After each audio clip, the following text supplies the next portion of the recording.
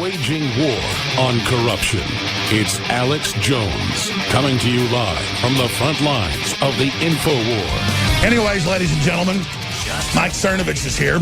We know the bigger story is they're trying to start a war in Syria with this proxy war, where Trump says they're not going to have a wider war. We want to get rid of ISIS, Al-Qaeda, but then others want to start a larger war. They're shipping in the artillery. They're setting it all up. They're getting it ready. Paul Watson's coming up in the next segment to get into a supposed right-wing terror attack in London and more. But Mike Cernovich, get into the breaking news. I know you told me about this yesterday from your sources and that you were going to be releasing this soon, but I guess it's already breaking. Tell us about it. Yeah, so I found out from multiple sources now have confirmed it, and I believe you maybe wrote about this a year ago, but the Clinton Foundation is actually laundering money and paying off ISIS to avoid to protect a certain cement factory in Syria. This is breaking news. I just got this from the top level people, personally inspected it. So there are all these cement factories in Syria, and what is happening is that the cement factory is paying money to the Clinton Global Initiative. And then the Clinton Global Initiative is using its contractors and sources to pay off ISIS to not bomb this cement factory. So the story is still developing. I haven't broken it yet on my medium.com, but it's still in draft form. But I wanted to get that out right away. I meant to break it last night, but we got so busy. So we have proof now. Sources, the most reliable sources you can have, that the Clinton Foundation is actually giving money to ISIS as part of an extortion racket with the cement factory. So yes, this story here has now been confirmed. This is now not what do you say, possible. This is actually true. The Clinton Foundation, they're still doing it. They're paying money to ISIS. They are funding terrorism. So when you say Hillary Clinton is a terrorist, she is a terrorist. They're paying money to ISIS. It can no longer be denied. We have confirmation. And I believe you broke that story before. It's still ongoing. Well, I don't mean to freak out about who breaks stories. I can't stand it when I can't find one that was particularly from a high-level White House source. I remember writing it. I remember doing it. It was separate than the one from your sources about McMaster. It was backing that up. But it was from the president himself saying about your story from your sources that, yes, we're not going to expand the war. I'm not going along with this. And 3 days later, Bloomberg picked up on that. It's the obsession with not being able to ever find, myself, the information to show it. But I mean, of course, ad nauseum, we've spearheaded exposing that ISIS previously was Al-Qaeda, and that 6 years ago they launched the Arab Spring, and they overthrew all these governments, and the news promoted it publicly, and then they tried to, be Al-Qaeda's Air Force and ISIS's Air Force. And our guests, like Colonel Schaefer and others, spearheaded exposing that. Then Senator Paul covered it. Then Senator the guy from Texas, Cruz, covered it. And so, yes, when Trump then later says, you funded ISIS, you created ISIS, Hillary, and Obama, that's true. The media then thinks we're all geographically and geopolitically and militarily and historically completely illiterate. And so they just say, no, you're liars, just like they think that we don't know that Comey said in 2 testimonies that Trump never tried to get him to obstruct justice. And we even have the video clips. They just say we're liars. So it's that frustration. It's not with you. It's not with the crew. I just occasionally, I never used to be OCD. I've got this thing now where I know what the news was. I know what it was. I know what it said, which we already found a bunch where you said it, so it doesn't matter. The point is, that's not the bigger issue. I'm pissed off, because I realize they're about to try to start a major war to take control of things from Trump. So his one blind spot is saying, I trust the military. Well, the military is good overall. They're good people. But the globalists at the top of the military can use this to then basically destabilize Trump or start major wars. Because even though he's given them the main directives, clearly people above him are trying to start a major war. Well, and the chess pieces are now being moved into place where Mattis now has his authorization to increase troop levels in Afghanistan. So if you know where the chessboard is going, you can see the moves. We are headed towards World War III. The globalists want to do anything to start it. That's why they're going to lie. But you're hearing the real news here all the time, and I'm glad that you're OCD, because you have to be, because there's so much going on. That didn't used to be. It's this thing now. It's bad. I've got to just learn. It doesn't exist. We never said it. Isn't it? It's just not real. Earlier in the last hour, I was getting into the big critical story that affects us all. A major Cuban Missile Crisis level showdown between the United States and Russia. Now, because a second time in the last month and a half, the United States has bombed an armored convoy that was battling ISIS forces. That's admitted. And then now a Syrian government warplane has been shot down, reportedly by U.S. forces. This was flying too close to U.S. forces on the ground. Now, a few months ago, back in April, the neocons and McMaster and others on the National Security Council, the National Security Advisor, was pushing for more troops on the ground and to go ahead and take out Assad as well. I talked to my White House sources, and they said the president said, absolutely not. That is not going to happen. It doesn't matter if they're pushing that. It's not going to happen. Paul Watson wrote the article. White House source, very high-level source, very high-level source. Trump pushes back against neocon plan to invade Syria. In fact, that was the last time I talked to that high-level source. Well, that was back in April. It breaks it all down. Then 3 days later, Bloomberg, AP, everybody reported the exact same thing. He pushed back. He said, no, do not mass troops for this. They're putting artillery in. They put the Marines in. They're gearing up for a wider war. So Trump is being truthful. Trump is sticking by what he said he would do. The problem is he's being ignored by the deep state on so many fronts. And now you've got this major clash where any time this could escalate. What happens if more U.S. forces go in?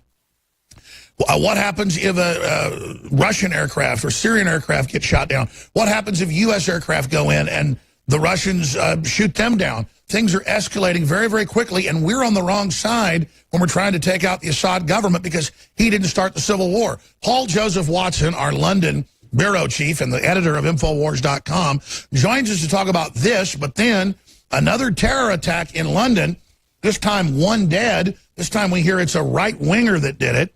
And the leftist media is calling for war over it. They're not calling for unity and peace and love before the blood's even dry and we even know what happened. So we'll cover both those stories. Paul, which one do you want to tackle first? Let's talk about the terror attack, Alex, because that's what I've been covering today. Again, a right-wing terrorist drove into a group of Muslims near a mosque in North London. Disgusting, tragic, reprehensible. We've decried violence on both sides for eternity. We've said that the lack of solutions to address Islamic terrorism will cause extremists on the other side of the equation to fill the vacuum. Said that numerous times. Now it's happening. But of course, who's to blame? Well, it's us. We'll get into that. But like you said, Alex, I thought the proper way to respond, the reasonable way to respond to terror attacks was just for everybody to love each other and unite and tweet pray for hashtags, you know, light candles, arrange pop concerts, sing Don't Look Back in Anger. I thought that was how we were all supposed to respond to terrorism. Strange, Alex, that today nobody on the left is responding in that way. They're calling for new laws. They're calling for Tommy Robinson to be arrested as a hate preacher. They're calling for me to be deported, even though I'm a British citizen. Doesn't quite work out. They're calling for Katie Hopkins to be arrested. Isn't it strange, Alex, how they're reacting in a complete normally react to terrorist attacks? You know, after numerous Islamic terror attacks over the past 2 years, we've had celebrities say that Muslims are being radicalized because they're not being given enough movie roles. There's not enough diversity in Hollywood, and that's causing young Muslims to turn towards ISIS. Well, maybe, Alex, we're just not giving enough movie roles to right-wing violent extremists. Maybe that's the result. That's the cause of this terror attack. So, again, complete hypocrites. Well, when I go to the mall, you know, I see Gap now. Their main centerpiece is a woman in hijab. The leftist marches are handing out hijabs. They're actually saying we need to accept them and accept Sharia, then they'll stop killing us. But they don't do that in the Middle East. They kill each other, and the most radicals are then in charge and control the dialogue. No, exactly. After every single Islamic attack, they blame us because they say we might offend Muslims who then might become terrorists. Well, one, that's the bigotry of low expectations. You're saying that random Muslims will just turn into terrorists because they're offended. And two, again, it's the hypocrisy, Alex. They're trying to equate this threat of right-wing terrorism, which we decry. Right? The right disavows its fringe violent extremists. The left doesn't. You saw they were celebrating after the attack on Scalise last week.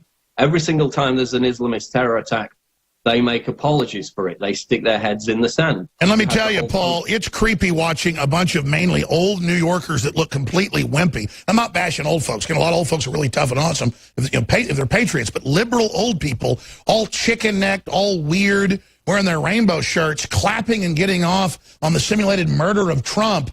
It's just, they're such hypocrites. They're such frauds. they never stick by, you know, anything that's logical, and they are just lusting after violence. Exactly, and I mean, the heart of it is they use Muslims, they use minorities, brown people, as human shields for their argument, because they have no argument. They can't defend logically their argument on anything, so they just grab an ethnic minority and put them up in front and say, well, if you're attacking that person, then you're a racist, and before we even get to having an argument. Well, here's the fact. Islamic terrorists have killed 1,263 people in the last 23 days alone, Alex. That's the grand total for Ramadan so far. So for people to take these sporadic right-wing terror attacks, which are deplorable and we disavow them, and make any kind of comparison to the mechanized industrial bloodshed carried out in the name of Islam on a daily basis is intellectually dishonest and crass. Just in the time we've been discussing this today, 2 more Islamic terror attacks in Europe. One in Paris, a guy tried to blow up some police in a vehicle. Another guy in London shouting Allah Akbar with knives. They arrested him, tried to attack a policeman. Within minutes, they said, not terror-related. So just in the time we were reacting to this, we had 2 more attempted Islamic terror attacks. To make any kind of comparison is completely dishonest. But again, if you leave that vacuum, if you don't have actual solutions and border security, deporting terrorists, then it's going to create a vacuum for actual extremists on the right who become desperate and try to fill it. And then that's going to be the clash of civilizations. So let's talk about where that goes. But first off, I saw a trailer for the new Handmaid's Tale. You know, that's a leftist book about a right-wing dictatorship where, you know, they have women as concubines and sex slavery and make them wear hoods over their heads. It's basically projecting onto Christianity what Orthodox Islam's doing. I saw the new ad for this, and it looks like the police state that the left's actually trying to set up. And then separately, I also see other movies and other things that are coming out where they project onto us what in reality, and I know you're not even really a Christian, but they project onto Western civilization the things that they themselves are actually wanting to do. And then they have movies like The Purge, where one night out of the year you can go around and kill whoever you want. But at the same time, Ramadan's like a month or more where you can go around and murder everybody, or under Islam, kill people that aren't Muslims whenever you want anyway. So everything they're projecting onto right-wing America, or even Americana, which is classical liberalism, is what leftism actually is supporting in Islam. I mean, it's total inversion of reality. No, exactly. And again, it comes down to the fact they don't disavow their extremists. Most people don't know. There's a guy called Michael Sanford who a year ago tried to actually assassinate Trump at a rally, tried to grab an officer's gun and kill him. How did the left respond to that? They actually made a documentary, the BBC. It was basically a puff piece saying, oh, he was just this misunderstood young man. Literally tried to gun down Trump in cold blood. That's just one example of many. They always lionize and justify violent extremism time after time after time. Oh, blame it on Western foreign policy. That's the real cause. That justifies it. Well, no, 90% of terrorism victims are other Muslims because they're killing each other. Well, sure, but I mean, take last week. Little to do with Western foreign policy. With the congressman, Wolf Blitzer had a guest on saying this guy wasn't evil. He was just upset, and Wolf Blitzer didn't even disagree with him and justified it. I mean, these people are openly trying to prosecute terror and violence against us and are pushing people to do it. At what point, we haven't attacked offensively. At what point does defense become offense and these people start getting gunned down? I mean, I don't want that to happen, but if they're pushing violence, it's going to start. Well, there'll probably be hate mobs of leftists that actually try to lynch people. They'll probably go after Tommy Robinson. I mean, you've got all the same leftists who say absolutely nothing in response to every Islamic terror attack, literally calling for Tommy Robinson to be targeted as a hate preacher. Okay, the difference is Tommy Robinson doesn't get up for 10 years in a mosque and celebrate ISIS terror attacks. He doesn't go and tell people to go and carry out violent attacks against anyone. We're calling for solutions that will end terrorism across the board, and for that we're labeled hate preachers. That's right. They're saying, oh, just like we go after the Islamic hate preachers, we need to go after Tommy Robinson. They don't go after Islamic hate preachers in the UK. They're allowed to preach in mosques for 10 years or more without being arrested. They're given platforms on television. Exactly. We should get Tommy Robinson on. He's never done anything violent. He's done nothing wrong. One more segment with Paul Watson, then I'm going to take your phone calls and cover other news. But since we mentioned it, here's Wolf Blitzer last week, the day of the attack. The day of the attack, and some of the other shows are condoning it. Huffington Post has writers saying, too bad it's not more organized, too bad it's not bigger. Here they are pushing this narrative. Stand by, Art. We're just getting some tape in of an acquaintance of James Hodgkinson, the 66-year-old shooter, describing some of his political, perhaps, motivations. Listen to this. I just want to let people know that he wasn't evil, that he was, I guess, tired of some of the politics that are going on. That's what we just heard. Perhaps he wasn't evil, just tired of the politics Wow. that's going on.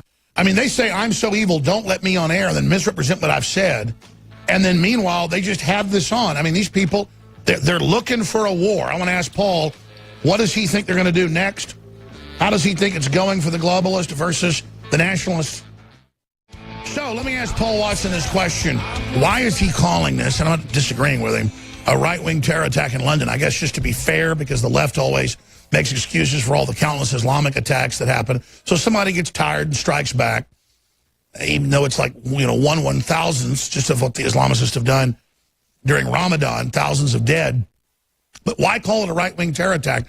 Because I don't think we really know yet. I mean, we have some videos. We have some supposed Muslim witnesses. UK police investigating van attack in London as terrorism. So the New York Times is saying investigated as terrorism. Paul, why are you saying it's a right-wing terror attack? Well, I think it's important to be intellectually consistent and not deny violent extremism, which is what the left does after every single terror attack. So we know, Alex, that there are violent right-wing extremists. They're sporadic. Like you said, this, unfortunately, it's tragic, it's outrageous. Fortunately, only one person died, unlike Manchester, where 10 children had their arms and legs blown off, unlike Nice, where 84 people died and 400 plus were injured. So it's dishonest to say there's a comparable threat. But again, it's important to say that it is right-wing extremism, because extremism causes more extremism. And if you don't offer solutions, and if you shout down the people who are trying to offer solutions, then it's only going to cause a backlash by other extremists. And that's what we see happening. And that's what you were getting into before, Alex. I think, as I predicted before the attempted massacre, and let's call it what it was an attempted massacre of Republican lawmakers, thankfully stopped. I predicted that, saying a social justice warrior would go postal and kill a lot of people. Fortunately, it didn't happen on that occasion. That's what's going to happen. There are going to be massacres by social justice warriors, and then we'll get blamed for it. There's a huge riot probably going to happen on July the 2nd, where they have these nationwide anti-Trump impeachment marches. Almost certainly there'll be violence during those. So it's all coming to a boiling point in this summer of rage that we now find ourselves in. What's the larger master plan? Soros is one of the main funders, other globalist groups. The left, though, on Hollywood, TV, everywhere, I mean, they want war. How do you see this ending? Not good. I mean, you saw the guy in Alexandria. He couldn't shoot straight, basically. It was stopped. It was prevented from being a massacre by the fact that there were good guys with guns and the fact that he was useless at shooting. So there are, 70 million armed American gun owners. If they want to get into a shooting war, it's not going to go well for them. But again, they're the ones pushing that. You had the punch-a-Nazi narrative, Alex, for months and months, that it was acceptable to physically, violently attack people because you disagree with them politically. You had people up on stage at award shows shouting punch-a-Nazi, leftist directors, okay? Any violence that happens, they're responsible for it because they didn't disavow it. They encouraged it. They legitimized it. So no, you don't have the moral high ground when you point your finger at us and lecture us about extremism and violence, when you're the ones who, curated it for months and months beforehand. Now it's happening on a more regular basis. The left is firmly to blame for that. That's why Ted Nugent has never been for offensive violence, but he said if they, go after us, we have a right to fight back against them.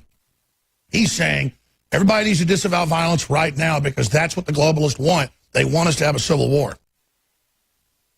Well, it's the whole argument which is going on between more establishment conservatives and the alt-right or the alt-light, whatever you want to call them. do we actually embrace the tactics of the left, the tactics of Saul Alinsky, and use the left's own tactics against them, which you saw in the aftermath of the Trump assassination play? Again, this outrage mob mentality that now targets the left, calls for people to boycott them, calls for people on CNN celebrating that play to be fired. So you have this strange scenario, and this is a huge debate going on within the conservative movement. Do we take on the tactics of the left, which, let's be honest, have been quite successful in prior years, use them against them, like Saul Alinsky said? Well, I want to be clear. I don't want to offensively be violent, but I do think people should take over these violent plays. They should get in their faces. We should hijack the media when it's legal. No, exactly. I mean, there are certain ways you can do it without being a hypocrite. But again, that's the big debate that's going on. Because for decades and decades, conservatives have just remained pretty much mute, and they've lost over and over again, especially in terms of the culture war and politically. So that's why that debate is happening now, because it's having some success by embracing those kind of tactics. And the left doesn't see how hypocritical they are. I mean, I never even thought of myself as right-wing. I'm just a libertarian, but the left are crazed. Thank you, Paul Watson. Your phone calls and breaking news straight ahead. I'm Alex Jones. Stay with us. Coming up today, we're going to have Mike Cernovich popping back in. He's here. Joe Biggs is going to be in studio. I want to open the phones up and take your calls. David Knight's coming up, hosting the 4th hour. The toll-free number to join us is 800-259-9231, 800-259-9231. Personally, I thought that it was pretty anticlimactic what happened last night, because there wasn't any gotcha moment with her. It was just every lie, every spun piece of garbage, every piece of disinfo. And then she had the lowest rating she's ever had, showing that people were totally sick of her. If you would have promoted drying paint the way they did, you would have had more than 3.5 million viewers. I mean, that is a crazy, crazy, crazy, crazy thing in the final equation to think about. But that's not why we're opening the phones up. You're welcome to call in about Megyn Kelly and what you thought last night. But the big issue is obviously Russia and the fact that Obama created a total disaster in the Middle East along with NATO and the EU, turning over many, many nations to horrible jihadists. Syria has been fighting against it. And now our military has been defeating ISIS and mopping them up. So now more and more they're turning towards, it looks like, removing Assad. And to try to trick Trump into that conflict, they have shot down an aircraft. They have blown up a armored column of armored vehicles. And this has been going on for months. There's been other incidences as well. And now Russia is saying, okay, well, we're entering war territory. So if any U.S. aircraft enter the airspace or any other flying objects, cruise missiles, you name it, we're going to shoot them down. Because we let you blow up the chemical dump. We let you bomb the armored column. Now you've shot down the airplane. This is clearly a test. I mean, if Trump wanted to do it, he'd tell the Russians, I'm coming in, back off, get ready, try to make some deal, or go ahead and do it. He wouldn't be probing like this. And I've got it from White House sources, multiple sources, very high up, that Trump understands there's people trying to get him into a larger war, and he's been saying no. And that goes back to this article by Paul Watson on April 10th, the day after I talked to a high-level White House source. White House source, Trump pushes back against neocon plan to invade Syria, troops massing as deep state plots regime change. 3 days later, Bloomberg and others all reported word for word what we got from our source who talked to the president. I'll just leave it at that. So, again, you can see our story is April 10th, and then, look, Bloomberg, April 13th. This is what I wigged out about earlier. And a lot of that is pent-up anxiety about the interview yesterday and all the energy and things that are going on. That's not an act when I occasionally, maybe once a month, freak out on air and have got to have a headline. It's not that I'm even mad at the crew. I started obsessing over it and wanting to remember it and knowing I did the interview and knowing I talked to the sources and knowing we wrote the article. And then I'm just here gibbering on air asking for what I want. And there's so many thousands of articles, they can't find it. So say a prayer for the crew occasionally. Just putting up with me can be obnoxious. But seriously, Megyn Kelly asked me, are you an actor? because in court documents they said that you're playing an actor or something fake. I mean, I'm here giving you sources that the president said, no boots on the ground, we're taking ISIS out, we're not going to remove Assad. And then 3 days later, exactly what we said is in the news. That's not acting, that's real. Or when I get mad and basically I'm not obsessive compulsive about the bed being perfectly made or food being right in the refrigerator or my toothpaste, being upright in its stand. I have a lot of friends and family that are kind of OCD. A lot of them are nice people, but they're real neat freaks or have got to have the yard mowed perfectly or, whatever. I'm not that type of guy. I'm not a neat freak. But I have developed this frustration because I know all this knowledge and I know I'm right. And then when I can't find it or pull it right up, I go crazy. Then what frustrates me on the other side is Megyn Kelly. The biggest lie of the night was her saying that it wasn't a hit piece when we all knew it was. And then we showed you the tape. We played the audio, so you could see she was a liar. And then everything else that flowed from it was a lie. But the big factual lie wasn't just all the trick editing. It was her playing a clip with Joe Biggs, our full-time reporter at the time. He does reporting work for us now, but also does his own stuff. And that's great. He's coming in the studio later, down there with our camera people, catching, this was Josh Owens and others, catching people with drugs coming across the border, and it's clearly marijuana. That's what they ship in the 55-pound containers. And they put it in the back of the vehicle, then run back across, and they just smuggled something which is 99% drugs, probably marijuana. The police told us marijuana. FBI said marijuana. Biggs met with the FBI after this occasion and other occasions. They told him he had a lot of courage, and our camera people had a lot of courage, and we did a great job. And then we went into the most dangerous area over the Texas border and went and showed a known ISIS facility. It was later confirmed to be an ISIS facility by government documents the Judicial Watch got.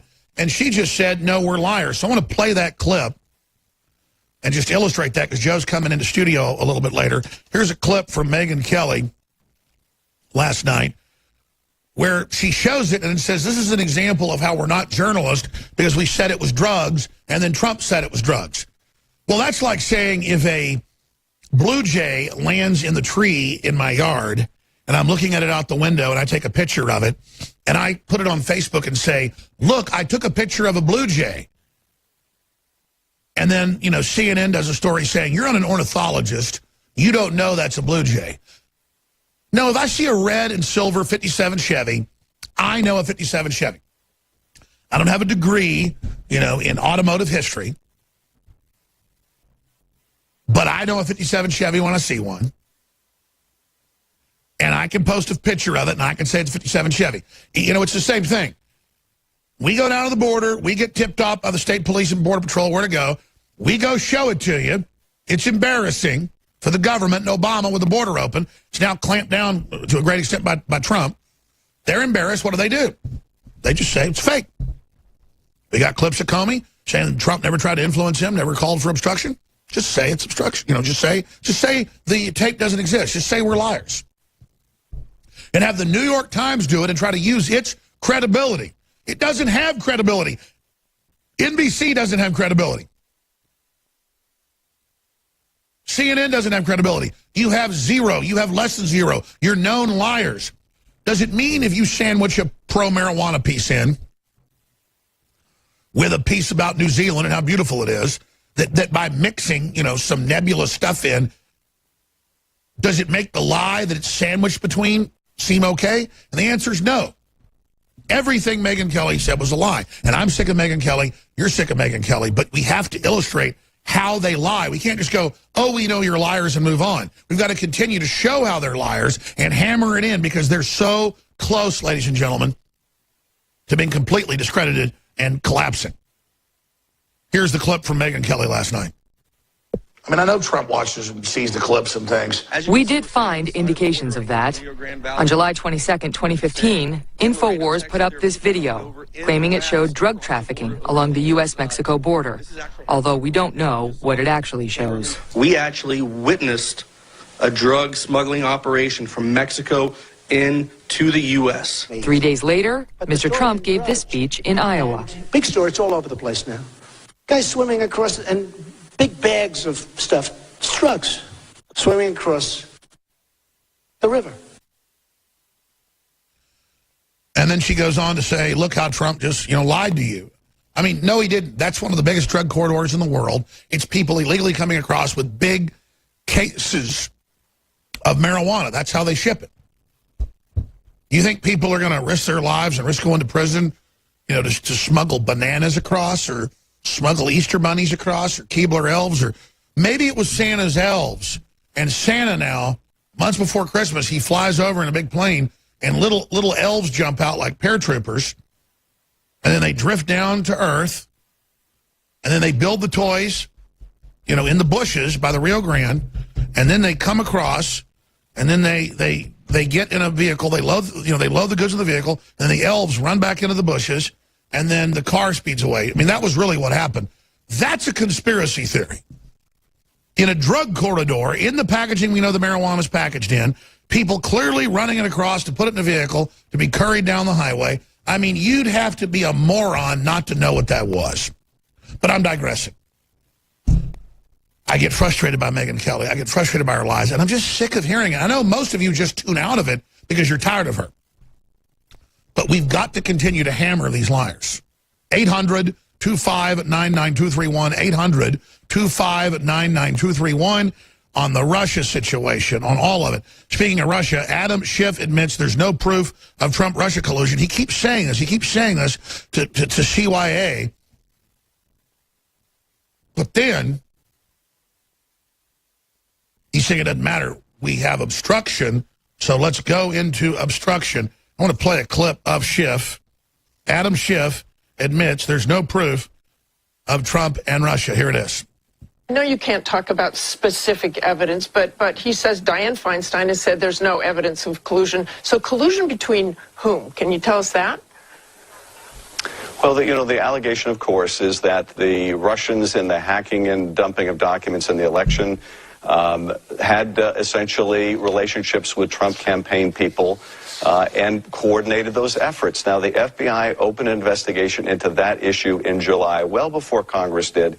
I think they did that for good reason in July. I think they maintain that investigation. It's ongoing for good reason as well.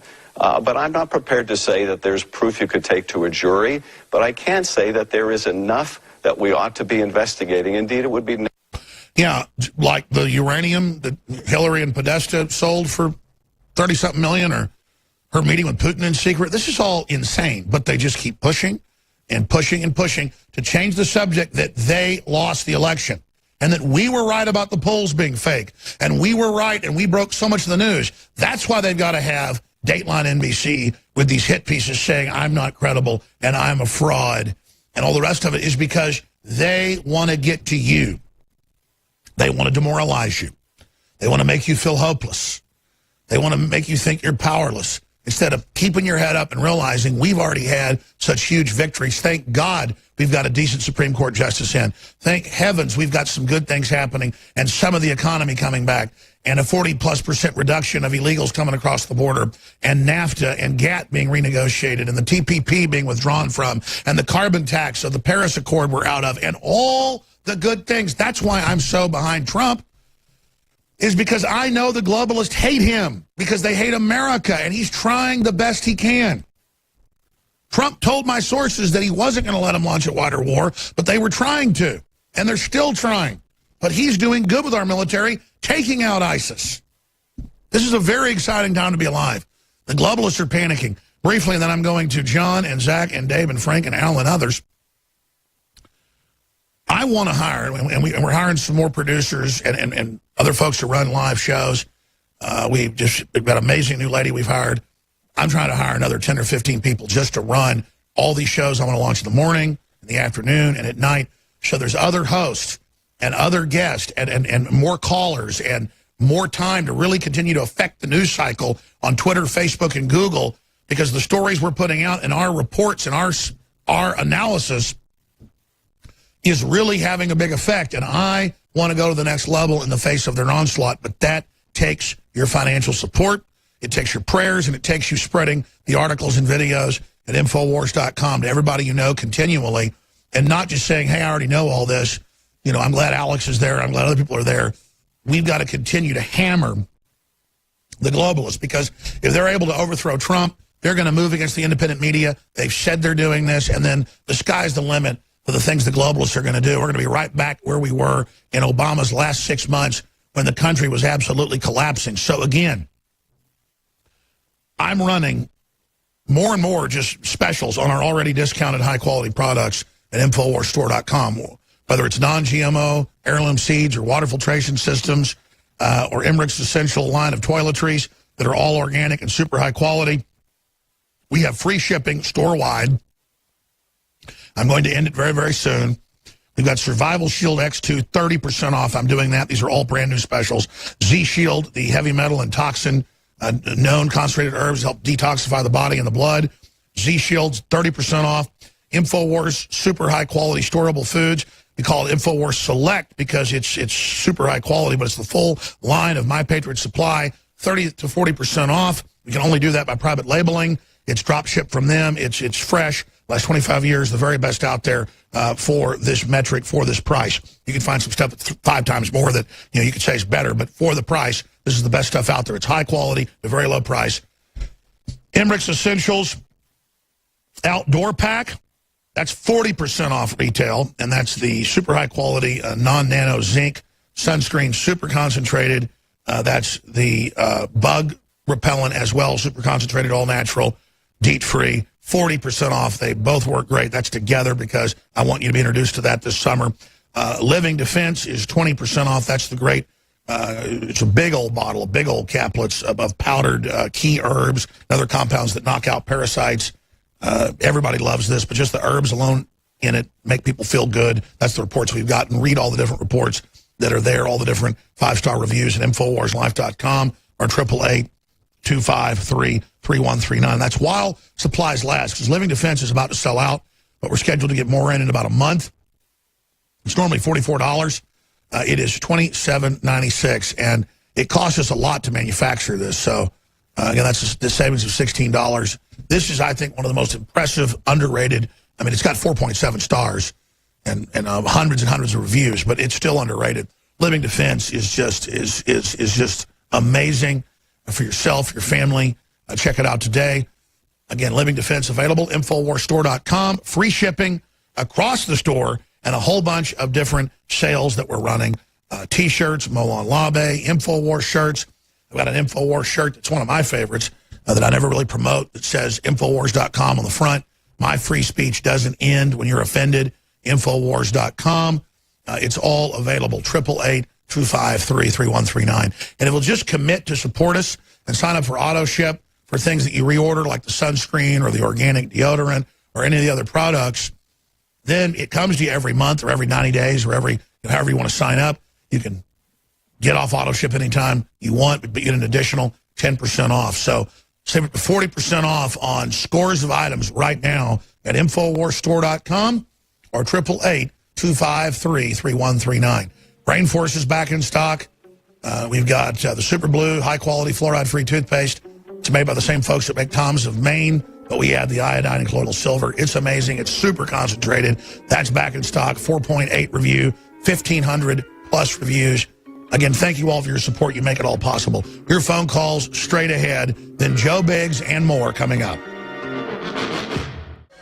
You know, folks, just because we haven't had a nuclear war since the United States dropped atomic bombs on Hiroshima and Nagasaki doesn't mean it's not going to happen. In fact, most historians, most military analysts believe the longer we go still having the weapons on ships, on airplanes, in submarines, in silos, the longer this continues, the more there's a chance we're going to end up having something go wrong. And I say that particularly, not just because of accidents, but because people stop worrying about them. They start taking it for granted that we're always going to have peace and we won't destroy ourselves. And then the Pentagon starts thinking, maybe we can use nukes in limited strikes. So we have to respect these weapons. We have to respect the bioweapons and the chemical weapons and all the things that are happening. Because Russia's saying, you fly an airplane over Syria space, we're going to shoot it down. That means they intend to do it. And then if we retaliate, then the Russians retaliate. And within a matter of an hour, most analysts believe it could lead to tactical nuclear weapons being used. And again, Trump isn't trying to do this. He's been very clear. but there are people inside the deep state that are undermining him at every level, not just the State Department, not just the CIA, but in the military. John in Texas, what do you think about what's happening? Hi, Alex. First off, before I start, I want to recommend a great movie. It just came out. I've seen it at the movies, called Bitter Harvest. I don't know if you heard of it or not. No, I haven't. What's it about? It's about the Ukrainian massacre, the communist massacres of the Ukrainians during the 1930s. Really a great movie. Really, not too many Hollywood movies I'd ever recommend, but that folks that complained that they hadn't done an Armenian massacre or Ukrainian extermination movies, and so I'm glad that the one about the folks in Turkey came out, and so I've heard about Bitter Harvest. I need to see that. Walmart. They're in Walmart right now, so you can pick a copy up there. Great Fantastic. movie. Okay, what I want to talk about is a couple weeks ago I was going through some of the militia websites, and they said that what I got out of reading them is that they said they were trying to form a new continental army, and that when the deep state starts their war with Russia, that they plan on asking Vladimir Putin for air cover and heavy weapons, and then they'll march on Washington. Oh, that is total. I guarantee you that's feds in there so they can create that narrative later and claim any American resistance is directed by the Russians. I hope so. I hate to say. I hope. Of course. I mean, that's central scripting. The Russians can't even run their own country. They're not going to be coordinating anything here. It's the left that came out in FBI documents that wanted to invite the Cubans and a bunch of Latin American communist states in, and then Chinese on the West Coast. And that still is tenuous and somewhat delusional. But the idea that Russians are going to come over here and run things is just, it's again, I'm not against the militias. The feds inside the militias always misrepresent what I say and go, he's anti-militia, men. And the guy goes in and, gets his orders from the FBI. They'll have people go out, create militias, have them do unconstitutional things so they can then demonize the idea of an armed citizenry. They've had a project since the 80s. That's what it is. I don't know about the group you're talking about particularly. I just know the idea of asking Putin to come over here with air cover is A, ridiculous, and B, meant to demonize any resistance movement. If this goes to a hot war, they're going to claim that they're Russian agents. I got another quick question for you. Yeah, go ahead. Okay. Donald Trump's a strong supporter of Israel, is friends with Benjamin Netanyahu, and his son-in-law is Jewish. Why are so many Jews in Hollywood and in the media and they're trying to bring them down? Because they're leftist. And that's where leftists are unified, no matter where they come from, whether they're communist, Chinese, or Jewish, or whatever, is that they hate Christianity, they hate freedom, and they want to have a socialized command and control system, just like left-wing Jews want to kill the right-wing Jews. And it's the same thing. It's all a left-wing, right-wing issue, which itself is a controlled paradigm. But those are really good questions, John. I appreciate your call. We should talk about what a civil war will look like, because they may have one.